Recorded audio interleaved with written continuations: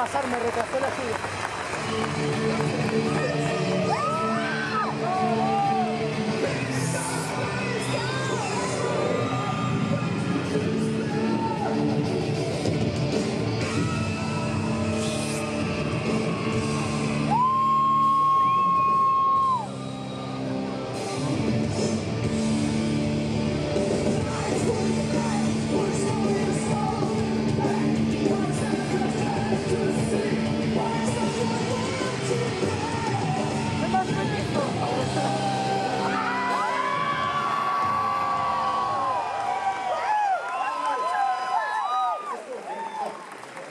Hello, how are you? All right? Oh, well, welcome to Campus Party. It's about the second or third or fourth or fifth, I don't know, campus party that I've done. And yeah, you can all sit down, stand up, jump around, do what you welcome anyway. It's great to be here in Buenos Aires. I got here this morning at 7 o'clock this morning. And unfortunately, I've got to leave tomorrow because I've got to go back and I've got various things to do back over in Europe, and we'll get onto what those things are and why I run around like a crazy fool, even though I'm not singing at the moment, of course. Now this, strangely enough, is the back of my head here. Don't you see that? And this is me doing my other day job, which a lot of you are probably quite familiar with, judging by some of the things you're holding in your hands. So, if I look out there and I look at all these people there, you could say that I hope they are all my fans. Yeah? Well, we hope so anyway. But we can also call them, on occasion, and when I talk to businesses, I get to talk to, believe it or not, some quite grown-up businesses, people like IBM and big people, and what on earth do you want to talk to me for? You know, because you're IBM and you know whatever. Well, interestingly, they're really interested in the idea of having people be a fan of what it is they do. And the reason for that is that in this crazy world of social media and everything else that's going on, it's actually more important than ever to have a relationship with whoever it is that you're doing business with, whoever it is that you're designing a service for or a product, okay? A relationship. That's actually a real relationship. Because I want to talk about the difference between a customer and a fan. Now, a lot of things you read in business stuff, customer care. In fact, if you buy something, there'll usually be a leaflet in it, and it talks about customer care. Okay, let's get this straight. I hate customers. Okay? I hate customers. Why? Why do I hate customers? I hate customers because a customer has a choice. A customer, the definition of a customer is a person who will walk away because they can. Because they're a customer. They walk into the store, they don't like it, they walk out. They're a customer. Now they walk into the store, and it's my wife. Well, now it's different. She doesn't walk out. Well, we're going to have an argument if she does. Why? Because, well, I hope she's a fan. I hope we have a relationship. So if there's a problem, we talk about it and we fix it. And so all these people here, I hope, are fans. But I could turn them into customers really easily. How do I do that? Well, let's say I kept you waiting for 3 hours before I come on stage here. You'd be a customer, you'd walk. You know? You might not be a fan anymore. Anybody here support a football team? Yeah. Okay. When do you stop supporting your football team? Never. Well, how crazy is that? Your football team could lose every single match between now and the end of time. And you still support it, right? Yes. Yeah. Because you have a relationship with it. You're not a customer of your football team, are you? You're a fan. You're a fan. And in business, you have a business, you have a product, and that's the world that you're all going to be going into, whether you like it or not. You have to have a relationship. You have to make that, you have to make the person that you're dealing with, you have to be their football club. You have to be their football team. And never forget that at the end of all of whatever it is you're doing is a real person. Some of the software developer conferences from that I occasionally talk to, one of the things that is the most difficult sometimes with guys designing software, or girls designing software, people who design software, right, is explaining to them that just because something is very clever as a piece of software doesn't mean it's very useful to a human being on the other end of it. Because they just want their life to be made easier and better by whatever it is that you do. Now, I've got to tell you about a tragic thing that happened to me today. Because this telephone, for example, this is what I call, this is the phone that really invented Finland. Okay? Nobody pretty much had heard of Finland before that phone, but this phone is actually, that is my phone. Grosso. It is held together with pieces of tape. And funnily enough, I was at a conference the other week in Ottawa with all these amazing people, Kofi Annan and Mary Robinson and Bob Geldof. And Bob Geldof, I'm having breakfast with Bob Geldof, and I put my phone down. And he comes up and he goes, "I've got the same fucking phone." And he puts his phone down as well.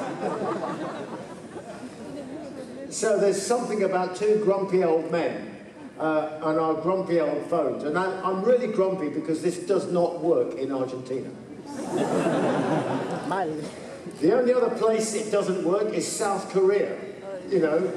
So, because they're so advanced that they've just consigned this. So maybe this is God's message to me that I should get a new phone. But the whole thing about this telephone, apart from the fact that the battery will still be going in 2 weeks' time, the whole thing about this telephone is that I use it to talk to people. And the message about this phone is that it's there for talking to human beings.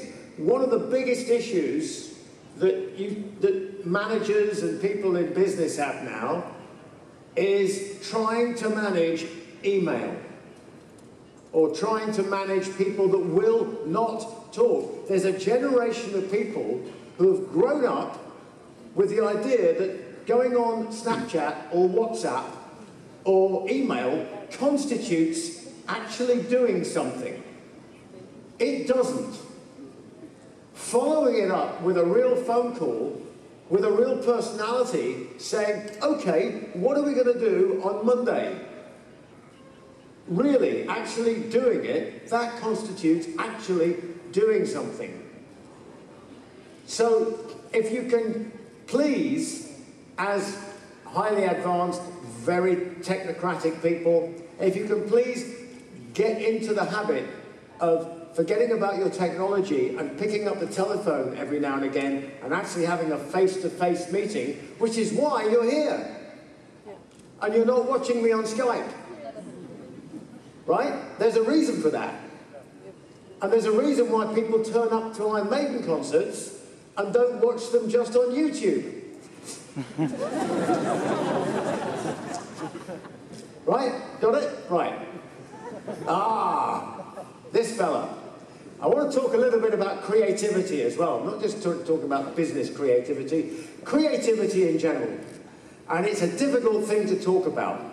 Well, it can be. I kind of enjoy talking about it. This is my little thing that I use. I call it the creative mosquito. Okay? That is a mosquito. Now, they might not be around for that much longer because I believe Monsanto wants to destroy all the mosquitoes in the world after it created the Zika virus. Oh, sorry, did I say that? No, just joking. Just a joke. I think. Anyway, so there's the creative mosquito. What is it? Well, who's been bitten by a mosquito? Who saw the mosquito that bit them? Yeah, exactly.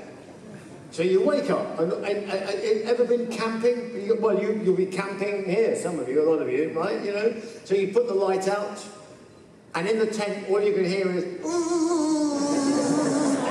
Where's it? It's in somewhere, right? No, and in the morning. There is a perfect run of mosquito bites all the way up your ass.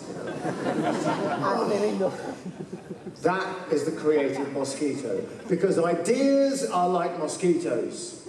They are buzzing around all the time. You can hear them, you don't see them, but they're there. And one day, it bites you on your ass. And you go, oh, my God, where did that come from? They are everywhere. Ideas are everywhere. Nature has provided the world with all the ideas it has ever needed throughout history.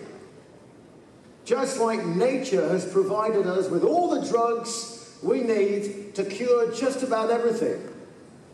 It's just that we need to find out what they are and where they are. So it's all there, and the creative mosquito. So when I talk about business ideas, I also talk about songwriting ideas. Because you know what? It's the same process. It's thinking laterally, it's thinking out of the box, it's thinking, well, a bit like Jimi Hendrix's manager. Now, let me give you an example. It's something that you probably all know about. I was reading a book about Jimi Hendrix years ago, and I was just starting to fly aeroplanes, little ones, right? And I read this bit about his manager, about how he planned Jimmy's touring. Because back in the day, I mean, if you wanted to fly around America, you flew on something like that. And it was a little bit quicker than walking, but not quite as reliable, okay? But during Jimmy's genesis, as it were, things had changed in America, and Boeing had come up with an aeroplane, which was a jet aeroplane, that could fly out of little airports and go a very long way, the Boeing 727. What it did was it created jet transport for everybody, which meant if you were in Little Rock, Arkansas, you could get a jet and you could be in Los Angeles the same day. Unheard of. And tickets were cheap. And bear in mind that before 9/11, and back in the 60s, if you wanted to carry a chainsaw, 2 gallons of petrol, and some lighter fluid, it was not a problem. So 3 musicians, which was all Jimmy's band was, 3 musicians and a couple of road crew was no issue. So what he did, the manager, was he went to an airline and said, where exactly do you fly? And they said, oh, we fly all over America. And he said, right, that's Jimmy's next tour. Can I buy a book of tickets? Super cheap. Like 200 tickets, $100 each, bang. That was the tour itinerary, done. I thought, well, that was clever, because instead of having loads and loads of equipment and dragging it all around the place, you were very loose and light and nimble, and you just rented equipment wherever it was you actually landed. So I thought this would be kind of cool, and it would be a good excuse for me to go and stick a little drum kit and a couple of amplifiers and take a band on tour in a tiny, tiny little aeroplane around America. And that's what I did on the Skunk Works tour when I was a solo artist.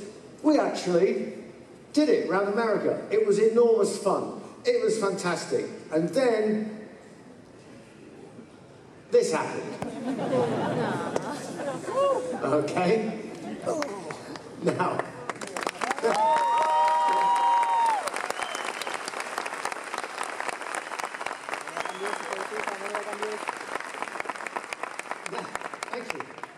now, having been bitten on the butt by the creative mosquito reading Jimi Hendrix's thing and gone, you know, well, that's a crazy idea, that might be fun. We then had to turn that idea into a serious business proposition, because doing it with three guys in a little six-seater aeroplane is one thing. But doing it in an airliner round the world with a multi-million-dollar budget, that's something quite different. Now, we had an interesting business case to make for doing this.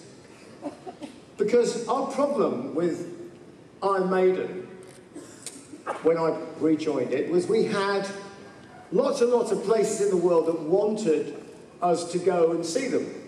India, all through Southeast Asia, Australasia, New Zealand, lots and lots of places.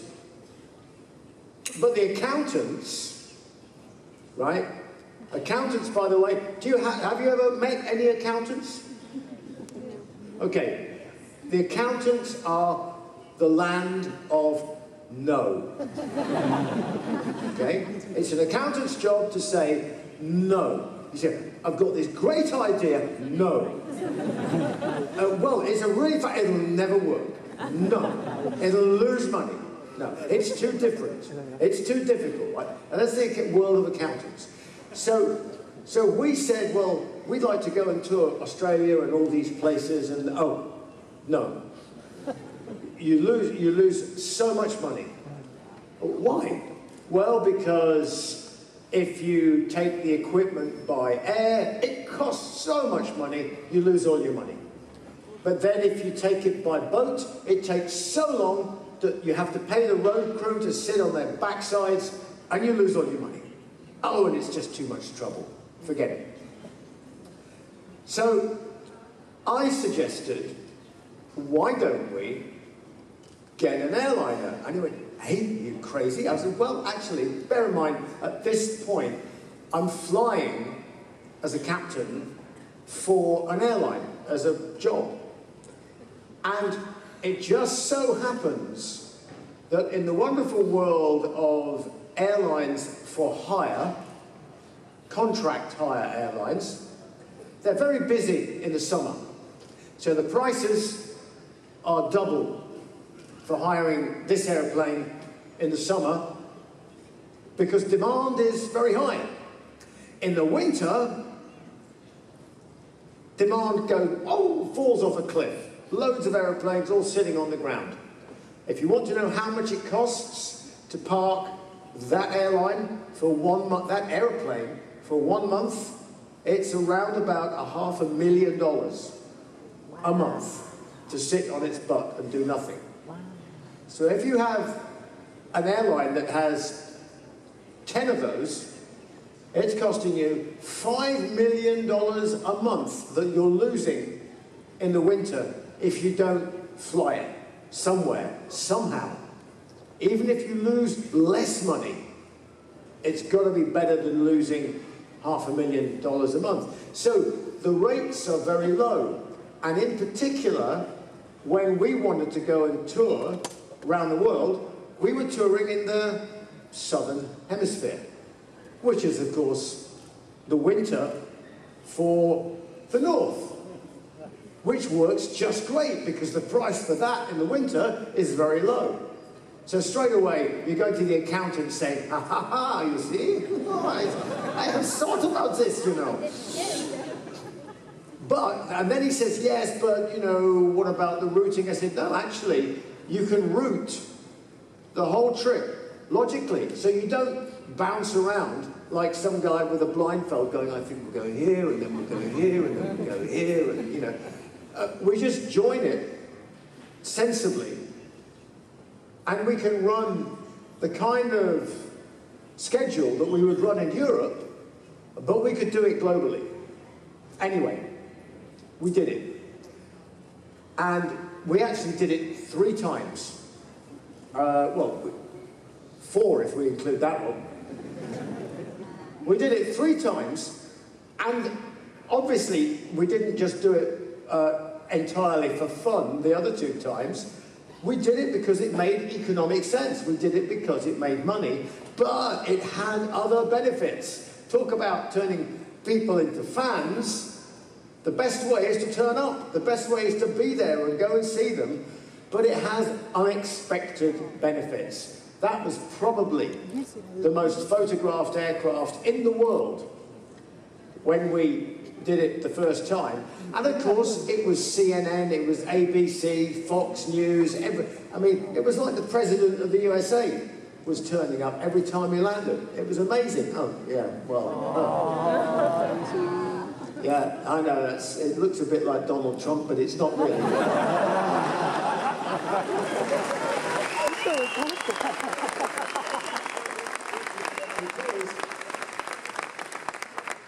It's always a difficult customer, and they're always in first class, you know. So that's a little bit about how to spin a creative idea, and then to examine it, right? And then to find out that it actually works. Now, all ideas start out like that. Nearly all ideas start out as a crazy what if, right? And you're very lucky, right? Because you are close enough to being children that you can probably still remember what it's like being a kid. Actually, probably, I hope most of you will never forget what it's like being a kid, and I hope you never grow up. Not properly, anyway. At least a bit of you always stays that childlike bit. Because that is the bit that you need to preserve, because that is the bit of your personality, of your core, if you like, that will provide the creativity to capture those little mosquito ideas as they fly around. And then what you need to do is develop them. And eventually, you get the boring bit, which is the process. You know, this was all great fun, and then it turned into a process, and it was complex. We had complex engineering solutions to do to redesign the back of the aeroplane so it could carry cargo, so it could be a Class D fire containment vessel. We put smoke detectors in it. We had to do all kinds of tests. We had to do engineering stress testing on it. We had to put new floors in. This stuff is, you don't just make this stuff up on a Monday and then on Tuesday morning it's done. You know, this is complex stuff that's process driven. And if you're the ideas guy, then you need to know when to turn over your idea to the boring people who actually do it, okay?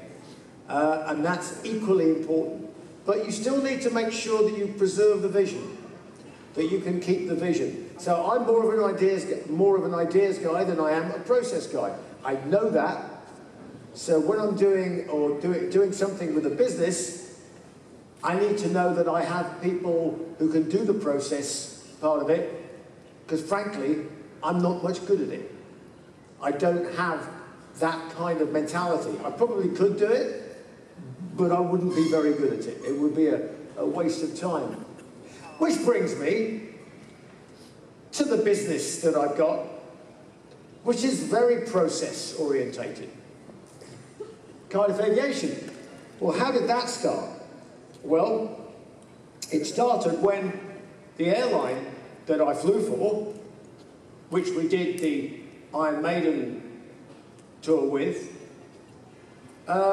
it went bankrupt, which was very unfortunate because there were 500-600 people out of the job, and it failed because the owner of the airline, which was not me, the owner of the airline, unfortunately, made a series of really appalling decisions which we could do nothing about because he owned it, all of it.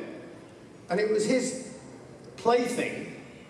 And despite the guy that's now my business partner being the CEO, and he resigned actually 6 months before it went bust because he said, look, I'm going to resign because if you do these things, it will go bankrupt. And of course, unfortunately, it did. So we saw an opportunity to recreate what is quite a good concept of an airline which is as close to being risk-free as you could possibly get. So the first thing we did was we said, okay, let's analyze why airlines go bankrupt. The answer is they go bankrupt because they own airplanes. Simple as that. They go bust because they lease airplanes, very expensive thing to do, or they own airplanes, also a very expensive thing to do. So I said, if we're going to start an airline, okay, these are crazy people talking now. If we're going to start an airline, we need to get our aeroplanes for nothing. Okay? So just think about that for a minute. How do you do that? Well, think about it as a, let's write a song, shall we? How, if I was gonna try and sell